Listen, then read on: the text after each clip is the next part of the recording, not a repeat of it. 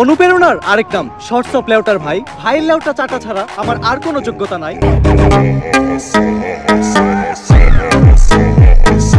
Facebook, Instagram, TikTok সব জায়গায় এখন একটাই আলোচনা, ওমর ভাই করলো থটস অফ বিল্লালকে রোস্ট। ওমর অন ফায়ার তার এআই দা ডিস্ট্রয় ভিডিওতে রোস্ট দৃষ্টিভঙ্গিতে ইঙ্গিত করলেন জনপ্রিয় কন্টেন্ট ক্রিয়েটর থটস অফ বিল্লালকে।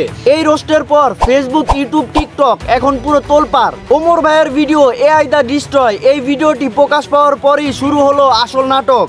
ভিডিওতে তিনি মজার ছলে কিছু কথা বলেন, কিন্তু নেটিজেনরা বুঝে গিয়েছে এই রোস্টটা ইঙ্গিত করা হয়েছে থটস অফ বিল্লালকে। আর এখানেই শুরু হয়ে গেল তর্ক বিতর্ক, হাসি ঠাট্টা আর ঝগড়া। একদিকে ওমর ভাইয়ের ফ্যানরা হাসি থামাতে পারছে না, তারা কমেন্টে এসে বিভিন্ন রকমের মন্তব্য করেন। ওমর ভাই কত সুন্দর বাস দিতে জানে রে, বাস দেওয়ার জন্য ওমর ভাই সেরা রে। তাহলে অনুপ্রেরণাকেও কট দিল, ওমর ভাই আসলে আপনি ব্র্যান্ড, এ যেন কাকে বাস দিল।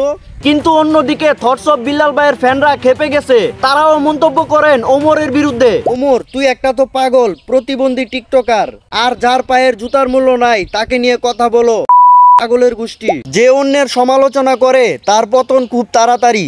ওমর ভাইয়ের পক্ষে থাকা কন্টেন্ট ক্রিয়েটররা বিল্লাল ভাইকে ইঙ্গিত করে ফানি ভিডিও বানাচ্ছে। অনুপ্রেরণার আরেক নাম শর্টস অফ লেউটার ভাই। ভাইয়ের লেউটা চাটা ছাড়া আমার আর কোনো যোগ্যতা নাই। ছোট লেউটা বড় লেউটা তাতে কোনো সমস্যা নাই, যদি ভাইয়ের লেউটা চাইটা মাসে লাখ টাকা কামানো চাই। আবার বিল্লাল ভাইয়ের সমর্থকরা ওমর ভাইয়ের বিরুদ্ধে ভিডিও বানিয়ে বলছে, মনে হয় ওমর ভাইয়ের আইডিতে ভিউ কমে গেছে, তাই তো আমার গুরু থটস অফ বিল্লাল ভাইকে নিয়ে টোল করে ভিডিও বানাইছে।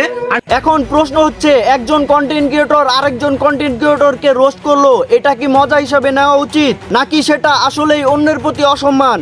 আসলে ওমর ভাই তার এন্টারটেইনমেন্ট স্টাইল বজায় রেখেছে।